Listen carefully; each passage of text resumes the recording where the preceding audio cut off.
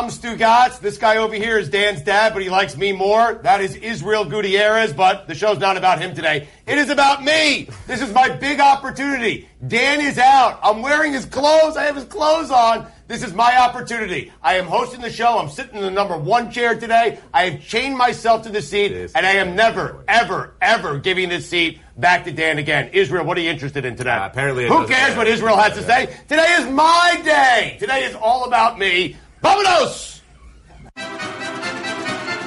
Oh, I'm so happy that guy is gone. Seriously. How panicky should Warriors fan be after Steph's third ankle injury this season? Yeah, we'd rather have Dan dragged out of a hospital bed than have Stu Gatz there, but he needs a minute, so let me take this from here.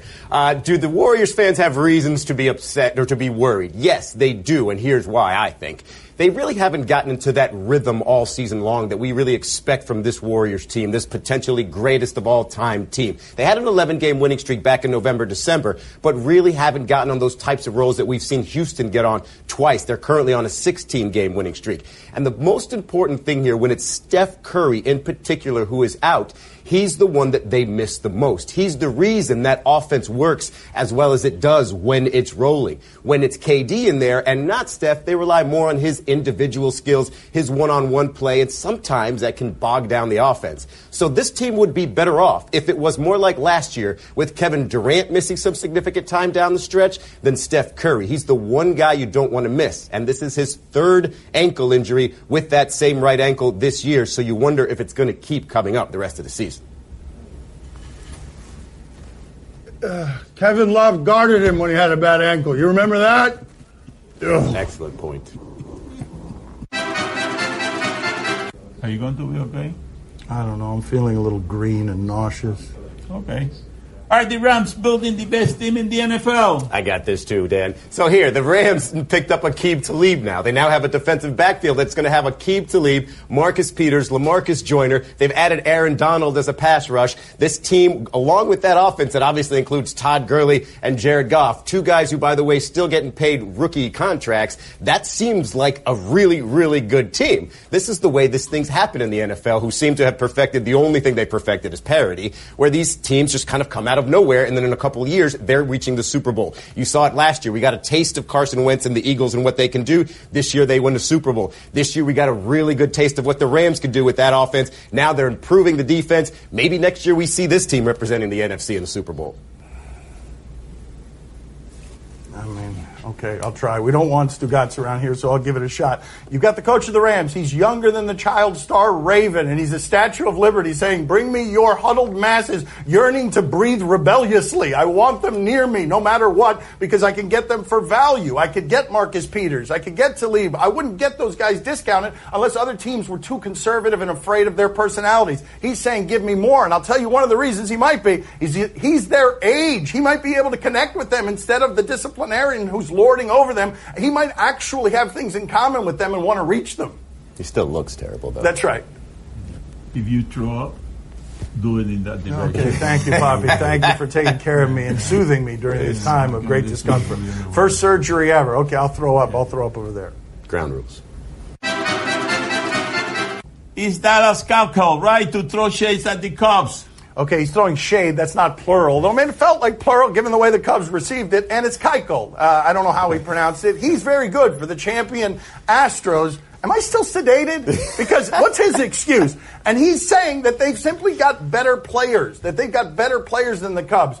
That's shade, and I'm stunned to hear a player say that out loud in public. Nobody ever does that, and I'm here for the Cubs and Astros, as talented as they are, not liking each other, because Dallas Keuchel says things that in baseball you're not allowed to say. Whoa, Dallas Keuchel, slow down there. You're saying the Chicago Cubs are slightly worse than you? Why? Because they followed up a World Series with an NLCS appearance? I think most fan bases will be just fine with that. However, if they take it the wrong way and it creates you guys butting heads at any given time, as long as you're not throwing 95 miles per hour beanballs at each other's heads, I'm in for this as well. Let's go. More of this, whether it be in the Cactus League or the Grapefruit League or the actual MLB. I want this. Baseball does not have nearly enough personality. Something you've seen in the NBA is young people connecting with the pettiness on social media of these athletes who are showing you their personality. Bryce Harper is is young. He wants to have personality. And Dallas Keuchel has been saying since last year, he's been voicing his opinion, they should get us help. He gets out there in public. He's got personality. He's got attitude. You don't normally get that in that sport. The second Justin Verlander gets rocked, though, I want all the Cubs to tweet out nasty messages about him.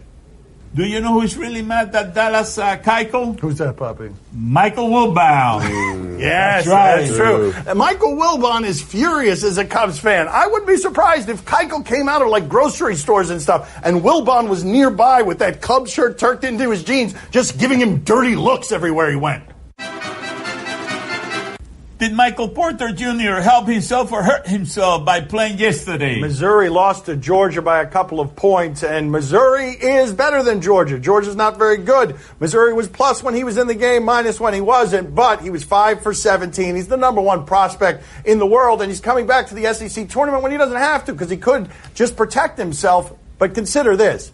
If you're coming off back surgery, if you haven't played in more than 100 days, damn near no one is going to be good in that situation coming right out of the box. You're going to miss shots. You're going to be inefficient. This guy's going to be a factor in this tournament. Yeah, he was the number one prospect in the world until this college season started without him, and other guys really worked their way up. And now you're wondering if he's going to be a top 3 pick. You see scouts saying, anonymous scouts saying he has a lot of work to do to get back into that top 3. But you're right, with a back, not just a back injury, a back surgery, you have to commend him for saying, hey, look, I'm going to come back and play. Not so much because I want to look good or I want to raise my stock. It's because I just want to prove that I still can, because I had surgery on my back as a teenager. So if he doesn't look great for these next 3 or 4 games or however many more he plays this season, at least he knows he can play and he can work on the scouting events later.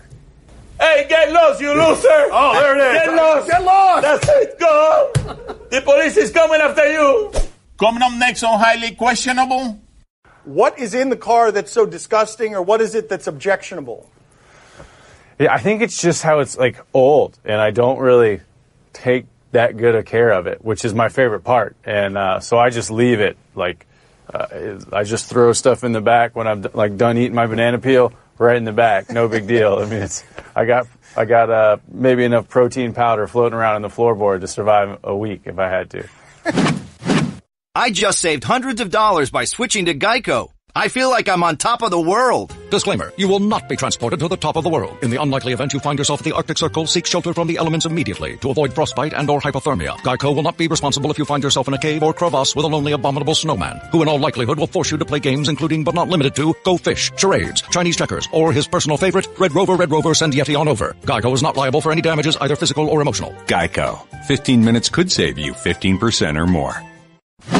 Joining us at the beach today, Charlie Blackmon. Colorado Rockies center fielder. He hates Izzy. It's a whole weird thing. He's an all-star, but he doesn't do interviews around Izzy, so let's talk to him alone. Charlie, your teammates are quoted saying you're quirky, one of a kind, very unique. What's something about you that you think is unusual about you? I think I'm perfectly normal. I think maybe it's them that has a little bit of an issue, but it seems that I don't always fall in line with what is considered normal. Okay, but do you have any one example that keeps repeating itself among your loved ones or the people who care about you or the teammates that you win the batting title for, where they're consistently like, okay, that's a little off? I think people think the way I dress is sometimes a bad look, but that's not my thing. I'm not trying to be the most fashionable guy. I'm trying to be very practical, and sometimes, sweatpants can be the most practical. Now, what if they were to come back with, well, Charlie's cheap? You would say, no, I'm practical, not cheap. Exactly. Cheap is maybe where it all comes from, but I'm going to take your cheap and turn it around, call it practical, and stay away from frugal. Charlie, why do they want to set fire to your car, though? They are so disgusted by your car that they want to set fire to it. Right, that might be another thing. I drive a 2004 Jeep Grand Cherokee. It's the same car that I drove my senior year of high school, and I love that car, and it's still the car that I drive, my only car.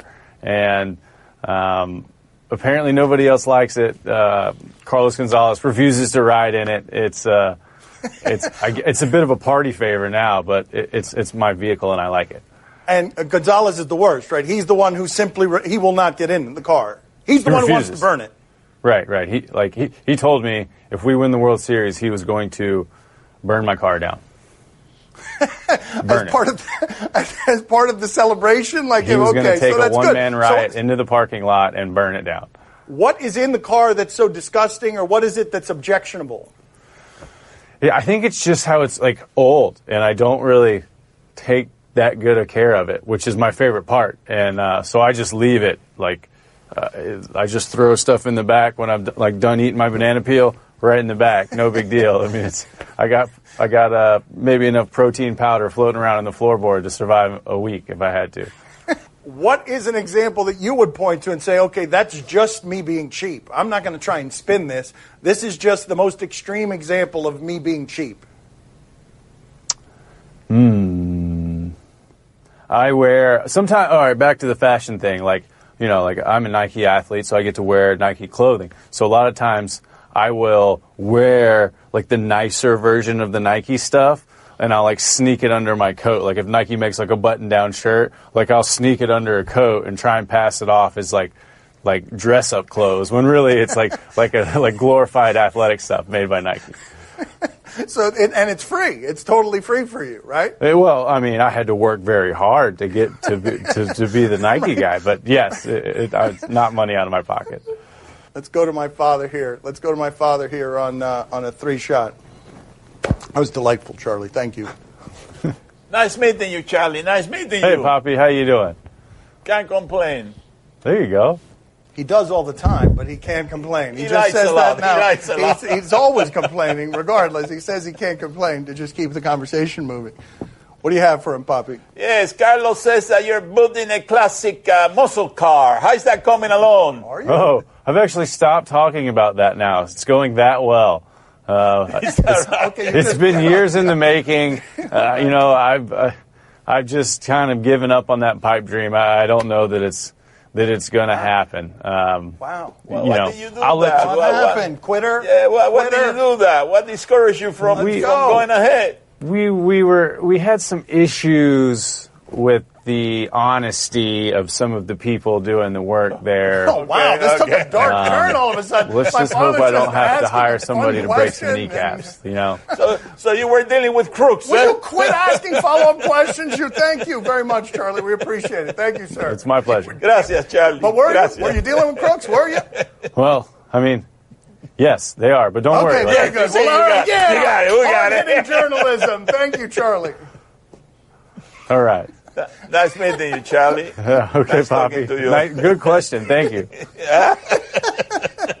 Thank you, Charlie. We appreciate it.